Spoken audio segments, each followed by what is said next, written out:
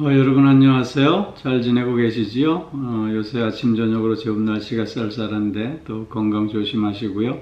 오늘 하루도 주의 은혜가 충만한 복된 하루 되어지기를 기원하고요. 오늘 함께 나눌 말씀은 베드로전서 4장 4절로 6절 말씀입니다. 제가 먼저 봉독하지요.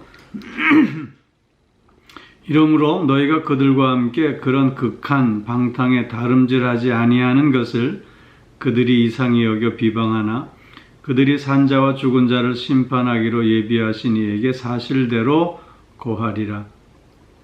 이를 위하여 죽은 자들에게도 복음이 전파되었으니 이는 육체로는 사람으로 심판을 받으나 영으로는 하나님을 따라 살게 하려 함이라. 아멘.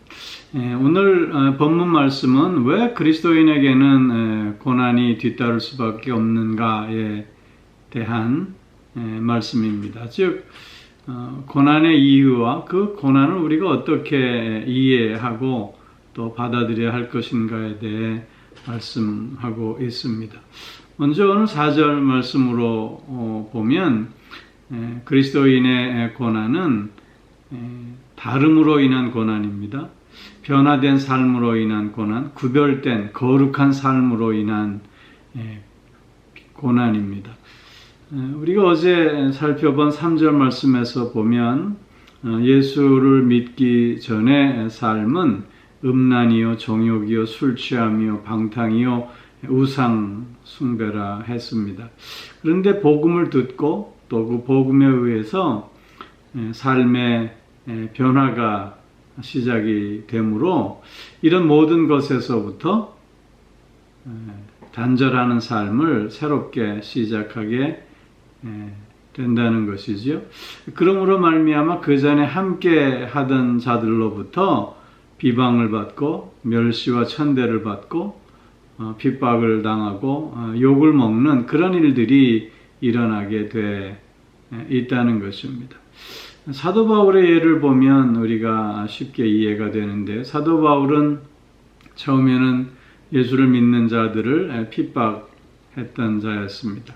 그러나 그가 다메섹 도상에서 부활하신 빛으로 오신 예수 그리스도를 만난 후에 그의 삶은 완전히 바뀌어졌습니다. 그런 그 바울의 삶을 보면서 유대인들은 바울을 죽이기까지는 먹지도 않고 자지도 않겠다라고 할 정도로 결세대를 조직하면서까지 바울을 핍박하고 있는 모습을 보게 되는 것이지요. 자신들과 함께 하다가 자신과 다른 삶을 사는 것에 대해서 저들은 비방하고 멸시하고 천대하며 또 핍박하고 있는 모습입니다. 오늘 본문에서 그리스도인의 고난도 그와 같다고 하는 것을 말씀하고 있는 것입니다. 예수님의 예를 들어보면 예수님도 사람들로 하여금 미쳤다 하는 소리를 들으셨습니다. 마가복음 3장 21절 말씀에서 보면 예수의 친족들이 듣고 그를 붙들러 나오니 이는 그가 미쳤다 함일러라 라고 기록하고 있습니다.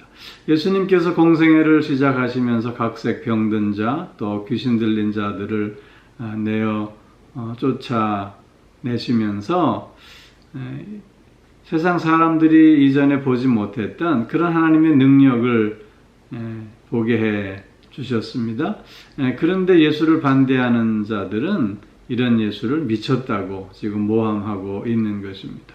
오히려 바알세불에 붙잡혔다고 말하면서 그 예수를 귀신 들린 자라고 그렇게 비방하고 또 멸시하고 있는 모습도 우리는 확인할 수 있게 된 것이지요. 사도 바울의 애도 마찬가지입니다. 사도행전 26장 말씀에서 보면 그 베스도 총독과 아그리빠 왕 앞에서 사도 바울은 변명의 기회를 갖게 됩니다. 내가 과거에는 예수를 핍박하는 자였는데 다메섹 도상에서 예수를 만난 후에 이제 예수를 증거하는 그런 자가 되었다고 하면서 그 예수가 그리스도이심을, 메시아이심을 증거합니다. 이 말을 들은 베스도가 크게 소리내어 말하기를, 바울아, 내가 미쳤도다. 내 많은 학문이 너를 미치게 한다. 그렇게 얘기하고 있는 것을 보게 됩니다. 또 사도 바울은 고린도후서 5장 12절 13절에서 보면 이렇게 말씀합니다. 우리가 다시 너희에게 자천하는 것이 아니요 오직 우리로 말미암아 자랑할 기회를 너희에게 주어 마음으로 하지 않고 외모로 자랑하는 자들에게 대답하게 하려 하는 것이라. 우리가 만일 미쳤어도 하나님을 위한 것이요 정신이 온전하여도 너희를 위한 것이니 라고 말씀합니다.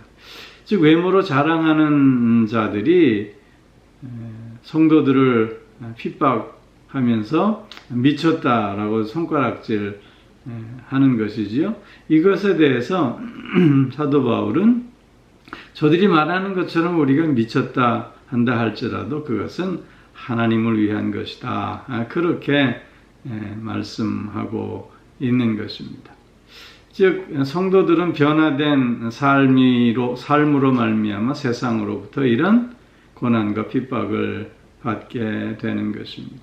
그런데 우리가 한 가지 더 생각해야 할 것은 이런 우리의 변화된 삶은 저들에게 도전이 된다고 하는 것입니다. 복으로 말미암아 우리가 구별된 거룩한 삶을 우리가 살게 됨으로 말미암아 그런 우리의 삶을 저들이 보고 그리고 또한 따르게 되는 그런 전도의 기회가 된다고 하는 것입니다. 내가 믿는 하나님을 나도 한번 믿어보고 싶다라는 고백을 할 수 있게 한다는 것입니다. 그렇게 우리가 어떤 고난이 있다 할지라도 변화된 삶, 거룩한 구별된 삶을 포기할 수 없는 것입니다. 또한 오늘 5절 말씀에서 보면 이 모든 것들이 주님의 마지막 심판에서 다 드러나게 돼 있음을 말씀하고 있는 것입니다. 주님께서 다시 오셔서 산자와 죽은 자를 심판하실 때 성도들을 비난하고 핍박했던 자들도 주님 앞에서 자신들이 한 일에 대해서 고백할 수밖에 없는 것이죠. 그 자신들의 그 일을 얘기하면서 저들은 하나님의 심판을 면할 수 없게 된다고 하는 것입니다. 복음서에서 보면 바깥 어두운 데로 내어 쫓으라 거기서 슬피 울며 이를 갈리라 라는 표현들이 자주 등장합니다. 외식하는 자들에게 하나님의 뜻을 저버리는 자들에게 이런 하나님의 심판이 있을 것임을 말씀하고 있는 것입니다. 즉 저들은 지금 그리스도인들을 핍박함으로 그리스도를 거부하고 있지만 그러나 마지막 심판에 그들의 행위들이 다 드러날 수밖에 없음을 베드로 사도는 다시 한번 강조하고 있는 것입니다. 그러면서 6절 말씀에 이를 위하여 죽은 자들에게도 복음이 전파되었으니 이는 육체로는 사람으로 심판을 받으나 영으로는 하나님을 따라 살게 하려 함이라 말씀하고 있습니다. 죽은 자들에게도 복음이 전파되었다라는 말씀을 하고 있는데 이 말씀이 해석하기 어려운 난해 구절 중에 하나입니다. 그런데 이 말씀을 이해하는 데 있어서 하나의 단서는 이게 고난에 대한 말씀이라고 하는 것입니다. 즉 당시 세상 사람들은 믿는 성도들을 향해서 너희가 그렇게 열심히 믿어도 죽는 것은 똑같지 않느냐? 너희와 우리와 무슨 차이가 있는가? 라는 말로 그리스도인들을 공격했을 수 있었다고 하는 것입니다. 이것은 사도 바울에게도 마찬가지였음을 우리가 알 수 있는데 데살로니가 전서 4장 13절 이하에서 보면 사도 바울이 그런 그 문제 앞에 있는 성도들을 위로하고 있는 말씀들이 기록되어져 있습니다. 제가 데살로니가전서 4장 13절 이하의 말씀을 한번 읽어보겠습니다. 형제들아, 자는 자들에 관하여는 너희가 알지 못함을 우리가 원하지 아니하노니 이는 소망 없는 다른 이와 같이 슬퍼하지 않게 하려 함이라. 우리가 예수께서 죽으셨다가 다시 살아나심을 믿을진데 이와 같이 예수 안에서 자는 자들도 하나님이 그와 함께 데리고 오시리라. 우리가 주의 말씀으로 너희에게 이것을 말하노니 주께서 강림하실 때까지 우리 살아남아 있는 자도 자는 자보다 결코 앞서지 못하리라. 주께서 호령과 천사장의 소리와 하나님의 나팔 소리로 친히 하늘로부터 강림하시리니 그리스도 안에서 죽은 자들이 먼저 일어나고 그 후에 우리 살아남은 자들도 그들과 함께 구름 속에서 끌어올려 공중에서 주를 영접하게 하시리니 그리하여 우리가 항상 주와 함께 있으리라. 그러므로 이러한 말로 서로 위로하라 라고 말씀합니다. 즉 복음을 듣고 복음을 믿다가 먼저 죽은 성도들에 대해서 그들이 죽음으로 끝난 것이 아니고 하나님 앞에 다시 일어나 영원한 삶, 주와 함께 하는 삶을 살게 됨을 말씀하면서 똑같이 죽는 것에 대해서 문제 제기를 하고 있는 것에 이렇게 지금 대답하고 있음을 보게 되는 것입니다. 마찬가지로 베드로 사도도 지금은 죽었지만 살아있을 동안 복음을 듣고 믿었던 성도들에 대해서 지금 오늘 이 본문 말씀을 말하고 있는 것입니다. 겉으로 보기에는 다른 사람들과 마찬가지로 죽었지만 그러나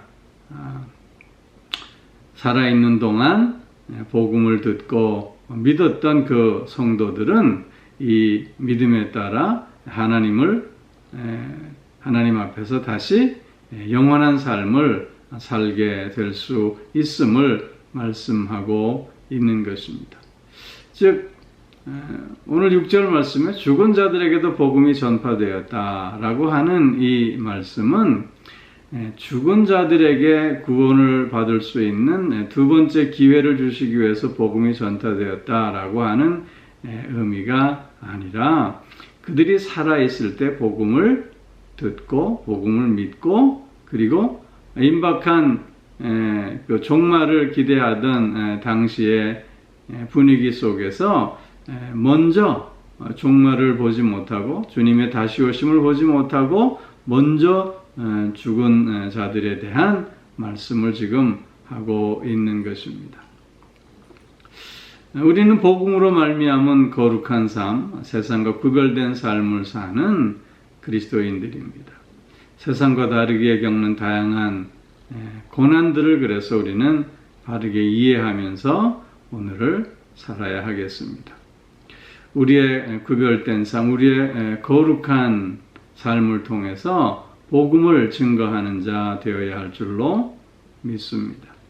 또한 그런 우리의 삶에 따라오는 이런저런 다양한 고난들에 대해서 피하거나 불평하거나 불안해할 것이 아니라 오히려 이것을 통해서 우리의 구별된 삶을 더욱더 드러내는 가운데 하나님의 살아계심을 증거하는 우리가 되어져야 할 줄로 믿습니다.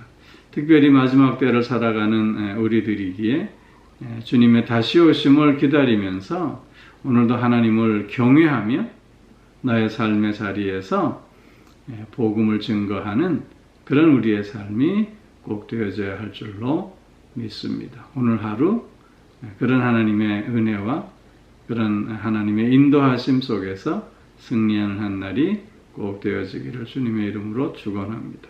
기도하겠습니다. 오 사랑의 아버지 하나님, 복음을 듣고 복음을 믿음으로 말미암아 우리에게 다가오는 다양한 고난들이 있음을 압니다. 그러나 그것은 세상과 구별된 삶을 살기에 당연히 따라오는 것임을 우리가 기억하면서 더욱더 우리의 구별된 거룩한 삶을 통해서 세상을 향해 복음의 빛을 밝히는 우리들이 되어질 수 있게 하여 주시옵소서.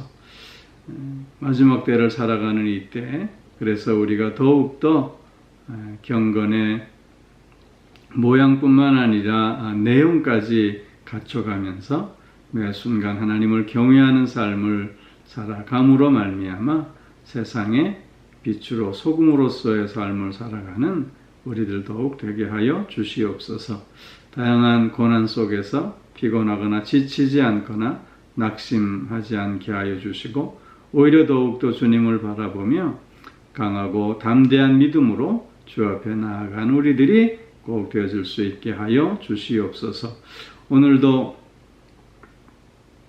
영육간에 강건케 하여 주시고 또 우리의 가정과 자녀들을 붙들어 주시고 지켜주시오며 또한 몸이 불편한 이들, 마음이 상해 있는 이들, 다양한 삶의 문제와 무게로 힘들어하는 이들을 주님 불쌍히 여겨주셔서 참된 치유, 회복의 은총을 덧입혀 주시옵소서.